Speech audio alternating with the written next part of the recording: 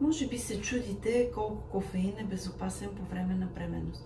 Здравейте, аз съм Цветелина Димова, вашата акушерка. Кофеинът е стимулант, който се намира в кафето, чаят, шоколада, енергийните напитки, дори и в някои лекарства. Той може да премине през плацентата и да влезе в кръвта на вашето бебе. Ето защо умереността е ключова.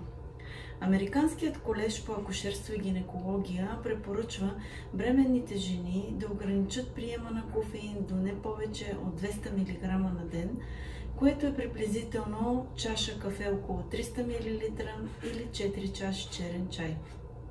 Докато умерената консумация на кофеин се счита за безопасна по време на бременност, прекомерният прием може да увеличи риска от спонтанен аборт или преждевременно раждане.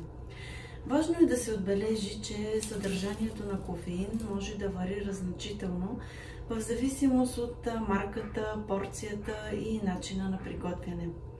Винаги проверявайте етикетите и се консултирайте с доставчика си на кафе, когато не сте сигурни.